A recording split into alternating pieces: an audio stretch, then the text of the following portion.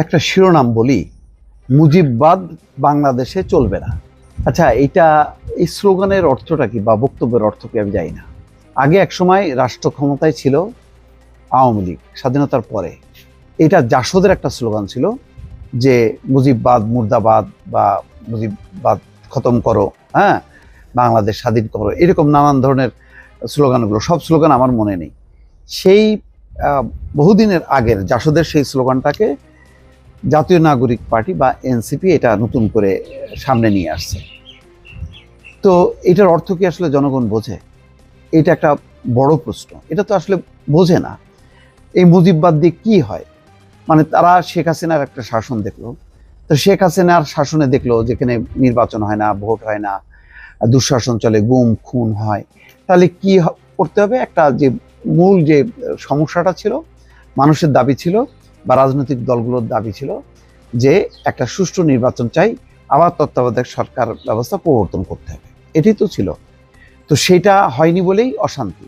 তো এখন ওইটা পুনঃপ্রবর্তন করলে তো হয়ে যায়। কিন্তু ওনারা যেটা বলতেছে যে মুজিববাদ নানা ছলে বলে মাথাচাড়া দেওয়ার চেষ্টা করছে, জানিয়ে নাহিদ বলেন মুজিববাদ এই দেশে চলবে না। এই মুজিববাদী শক্তি দেশে একদলীয় শাসন ব্যবস্থা, দুর্নীতি, লুটপাট, ইসলাম বিদ্বেষ এবং দেশকে ভারতের কাছে বর্গা দেওয়া রাজনীতি করছে। এর বিরুদ্ধে রাজনৈতিক, সামাজিক এবং সাংস্কৃতিকভাবে প্রতিরোধ গড়ে তুলতে হবে। আসলে এগুলি সব চর্বিত চর্ম। এগুলি নিয়ে বহু রাজনীতি হয়েছে। একসময় বিএনপিও খুব প্রবলভাবে ভারত বিরোধী কথাবার্তা বলছে। তারপরে ইসলাম ধ্বংস হয়ে গেল, হ্যাঁ, মসজিদে উলুধ্বনি দেওয়া হবে, এই সমস্ত নানান রকম কথাবার্তা হয়েছে। এগুলি এখন আর চলে না। অচল রাজনীতিটারে সচল করার কেন চেষ্টা করতেছে আমি বুঝলাম না।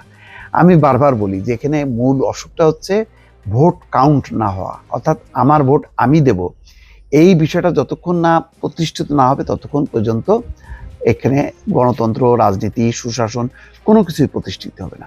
ওইটাই হচ্ছে মূল চ্যালেঞ্জ। ওই জায়গাটা আসার পর তারপরে শাসন কাঠামোটা কি করা হবে না হবে সেটা পরের কথা। আজকে দেখেন এটা কোথায়, তারা সেই সুনামগঞ্জে যে সেখানে কথা বলতেছে, যেই কথাটা বলতেছে সেই জায়গার আমি জানি না সেখানকার চিত্র কি, কিন্তু সারা বাংলাদেশে আসলে এনসিপির এই যে পদযাত্রার মধ্য দিয়ে কি নতুন রাজনীতির উত্থান হয়েছে। ঘটনাক্রমে আমি দুদিন হলো গ্রামে আসছি। আমি আমার নিজের বাজারে, কেশবপুরের কথা বলছি, বাজারে যে জিজ্ঞাসা করলাম যেখানে কোন কোন দল আছে, তো যথারীতি সেই পুরনো বিএনপি, এখন আওয়ামী লীগ নেই, জামাত আছে। আমি বললাম এনসিপি, কোথায় এনসিপি? নামই নেই। নাম তো নেই, বরং বলছে এইসব ছেলেবেলে দিয়ে হবে না। তার মানে নেগেটিভ অ্যাটিটিউডটা অলরেডি ডেভেলপ করছে মানুষের মধ্যে। এবং কোথাও আমি যাই না, মানে আমার তো সারা বাংলাদেশ ঘোরা নেই। একবার যদি ঘুরতে পারতাম আমি বুঝতে পারতাম আসলে কার অবস্থাটা কেমন। আমি খুব নৈর্ব্যক্তিকভাবে এই বিষয়গুলি অনুধাবন করতে পারি, এই কনফিডেন্সটা আমার আছে। তো এখন দল নাই, কিছু নাই, কিন্তু এমন সব কথাবার্তা বলতেছে, মানে কোন ধরনের শাসন ব্যবস্থা তারা করতে চায় সেটা যদি ব্যাখ্যা না করে মুজিববাদী একদলীয় শাসন ব্যবস্থা, মুক্ত এই শাসন ব্যবস্থাই তো গণতন্ত্র ছিল। 91 নির্বাচনের পর আমাদের একটা গণতান্ত্রিক ব্যবস্থা ছিল, কিন্তু মানে কিভাবে নষ্ট হলো তখনই যখন নাকি নির্বাচনটা ঠিকভাবে হচ্ছিল না। নির্বাচনটা যদি ঠিক হয় তাহলে আস্তে আস্তে অন্যান্য জিনিস ঠিক হবে। আপনি মূল কাঠামোটা কি, তা আপনি কি শাসনতন্ত্র, মুজিববাদী শাসন হবে না কি? আপনি মানে এই মানে সংবিধান পাল্টায় আপনি কিভাবে কি করবেন, কোনটা আনবেন, কি কাঠামো দেখান, সেটা নিয়ে আলোচনা করেন।